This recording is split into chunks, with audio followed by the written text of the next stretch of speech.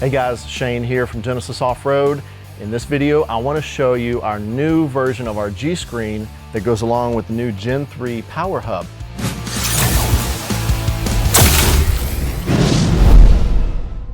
There's some new features on the Power Hub that we wanted to add into the G-Screen so that you can control the boost switch feature from inside the cab.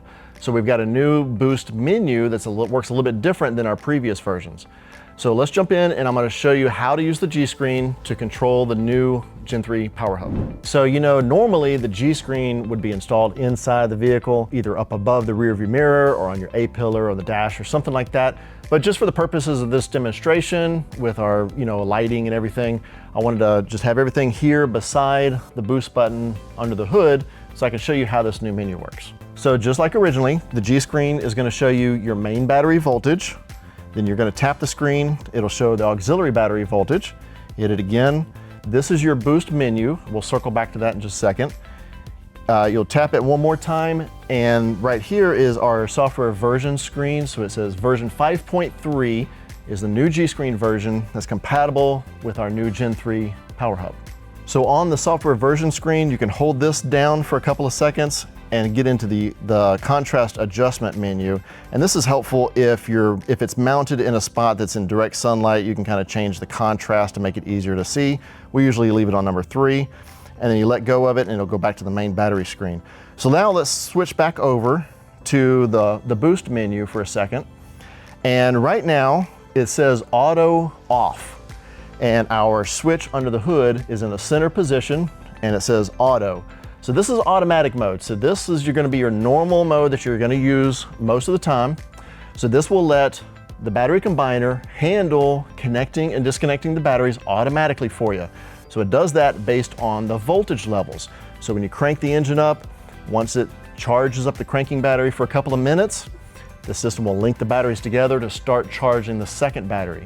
At that point, the screen is going to say auto on and the backlighting will turn green. So green means the batteries are connected, and yellow means that the batteries are isolated. So you can tell just by the color of the backlight if your batteries are connected or disconnected. So if your cranking battery is too low to start the engine for whatever reason, and you need to jump start yourself, you could get out and pop the hood and come over here and hit the on button. And that works just like jumper cables. So that's just like hooking up jumper cables from one battery to the other so that you're jump starting yourself from the power in the second battery. And the screen now is going to say auto on. So then the backlighting turns green. You get a green status light right here.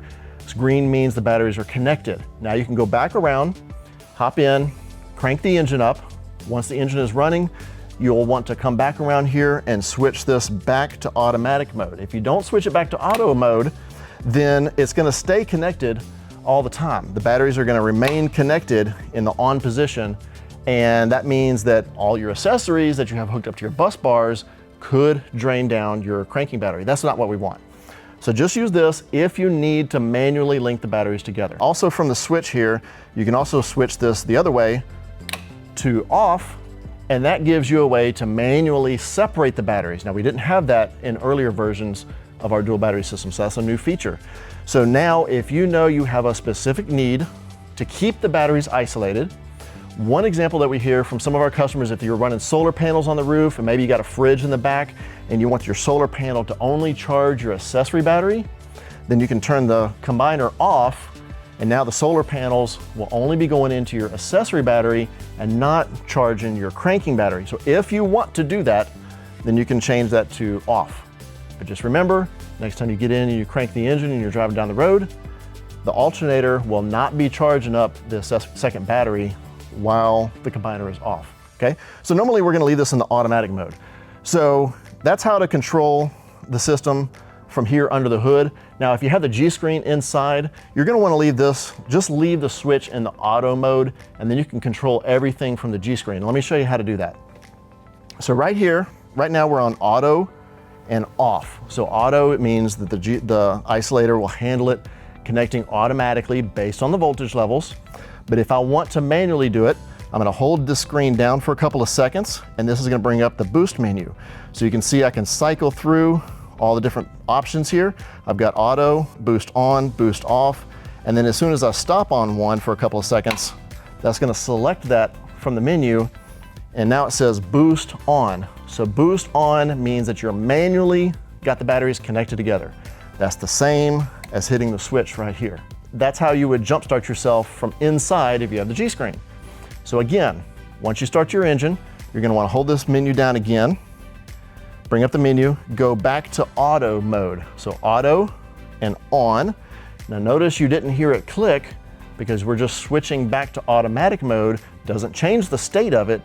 It just switches it back to monitoring the voltage levels, and whenever it sees the voltage drop down, it'll automatically separate them when it needs to. You can also manually disconnect them from inside. So we'll hold this screen down again, and we'll cycle through to boost off.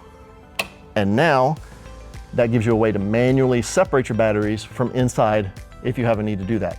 Again, while you're driving, it's not gonna be charging your accessory battery while the screen says boost off. So to turn it back on, best thing to do is just go back to hold this menu down again and go back to automatic mode. Again, it says auto off because the batteries are currently isolated. It doesn't connect them when you go to automatic mode. It just takes it back to the automatic mode and takes it out of that manual mode. Okay, now so one question we get sometimes is, okay, which one takes precedent, right? So if I change it here, does it change it here? If I change it on the screen inside, what does that do to the switch under the hood? Again, the general rule is just leave, if you have the G screen, just control everything from the G screen. So you'll leave the switch in the center automatic position. That's the easiest thing to do, okay? Let me show you why. Okay, the reason why we say that, if we switch onto the hood to on, now the batteries are manually connected, right?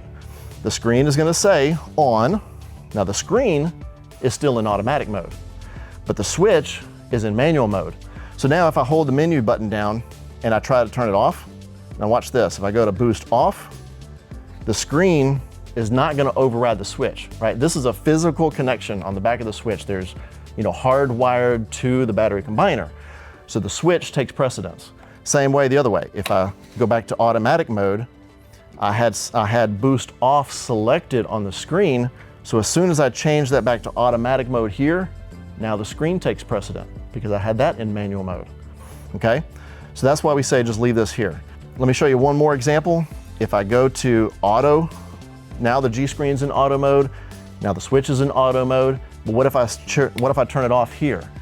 The screen still shows off, but the G screen is in automatic mode and the switch is in manual mode, right? So now if I wanna hold the menu button down and I wanna go to boost on, it's not gonna do anything. It'll flip right back to boost off, right? That's because the switch overrides the G screen here.